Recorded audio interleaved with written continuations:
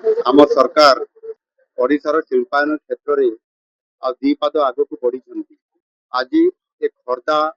ଐତିହାସିକ ମାଟିରେ ଦ୍ୱିତୀୟ ଥର ପାଇଁ ଆମେ ଭିତ୍ତି ପ୍ରସ୍ତର ସ୍ଥାପନ କରିବା ଏବଂ ଉଦ୍ଘାଟନ କରିବା ଏ କାର୍ଯ୍ୟକ୍ରମରେ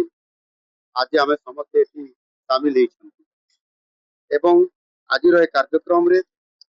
36ଟି ପ୍ରକଳ୍ପର ଶିଳାନ୍ୟାସ ଏବଂ ଉଦ୍ଘାଟନ ଆଜି ଆମେ କରିଛନ୍ତି। ଏହି ପ୍ରକଳ୍ପ ଗୁଡ଼ିକ ମାଧ୍ୟମରେ ଆଜି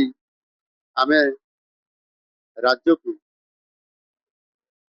40,811 କୋଟି ଟଙ୍କାର ପୁଞ୍ଜି ଆସିବାକୁ ଆମେ ସୁନିଶ୍ଚିତ କରିଛୁ। ଏଥିରେ 69,000 ନୂଆ ଯୁବକ ଯୁବତୀ ମାନେ ଜବ୍ ଏମ୍ପ୍ଲୟି ହେବାର ସୁନିଶ୍ଚିତ କରିଛୁ ଏବଂ ନିଶ୍ଚିତ ଭାବରେ ଆମେ जो पूर्वर ग्राउंड ब्रेकिंग एवं शुभारंभ करिबारे जो 2.5 लक्ष कोटी टंका आम छुईलु आज 40,000 कोटी टंका जोड़ी होगा 2,90,000 कोटी को आमर ग्राउंड ब्रेकिंग एवं शुभ उद्घाटन कार्यक्रम में आम आज दीपाद बढ़ी निश्चित भाव विशेष करके ओडिशा को समृद्ध करने एवं ओडिशा विजन डॉक्यूमेंट 2036 एवं 2047 ताकू आधार करी ओडिशा को भारत वर्ष अर्थनैतिक दृष्टिकोण आम भारत वर्षर श्रेष्ठ जो 5टी राज्य भितर स्थानित हम ओडिशा या आधार करी आज प्रत्येक क्षेत्र में सशक्त करवा महिला सशक्तिकरण करवा युवक मान निजुक्ति देवा और ओडिशार भविष्य दायित्व कांधरे देवा एवं चाषी मान सशक्तिकरण करवा गरीब लोक मान आगू आसवा हरिजन एवं आमर जो माने पछुआ वर्ग अच्छा अनुसूचित जाति एवं अनुसूचित जनजाति से आगू अर्थनैतिक दृष्टिकोण आगू आनिबा ये प्रकार नीति आपणाई आज आम ओडिशा रे प्रथम थर करी 2026-27 आर्थिक वर्ष पर जो बजेट आनी 3 लाख कोटी टंका रु पार कर अर्थात 3,10,000 कोटी टंका को पहुंचे आज आम कैपिटल एक्सपेंडिचर रे अर्थात पुंजी निवेश करिबारे भित्तिभूमि निर्माण करिबारे आज आम 72,000 कोटी को छुईचु जहाँकि आम राज्य जीडीपी रो 6.5% और से आधार रे आज शिल्पायन को प्राधान्य देवा आ से क्षेत्र में आज आम यही केवल खोर्धा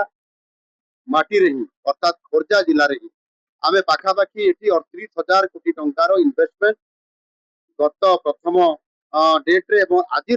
तारीख अनुसार जो 2टी कार्यक्रम रे आम से 38,000 कोटी टंका एवं 60,000 युवक को नियुक्ति देवार कार्यक्रम रे सुनिश्चित आम पक्का करी कार्यक्रम को त्वरान्वित करूँ। गत 3 अप्रैल 2025 रे जो प्रकल्प गुड़िक आम ग्राउंड ब्रेकिंग करूँ ता भितर आज किसी प्रोजेक्ट आम शुभ उद्घाटन भी आज करें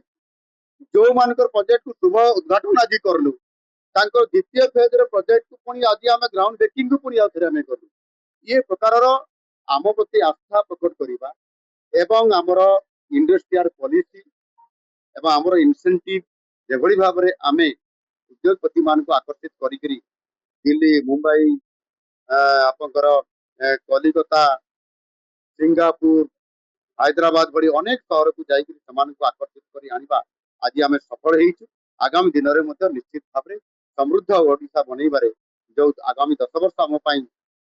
आमर ओडिशा प्रदेश गठन जो 100 वर्ष पूर्ण होगा बेलू निश्चित भाव में ओडिशा जो विजन रखु आम समृद्ध ओडिशा ताकू निश्चित भाव में आम यशस्वी करई पारिबु एवं ग्रोथ इंजिन हिसाब से विकसित भारत पाई ओडिशा निश्चित भाव में काम करिवो से आधार रे आज जो वातावरण आज जो कार्यक्रम रे जनसाधारण को धन्यवाद देवी सहयोग कारण आज ये प्रकल्प गुड़िक रास्तार 2 पाद आगू जाई ओडिशा को समृद्ध करिबारे बड़ भूमिका निभाइबारे ये बड़ भूमिका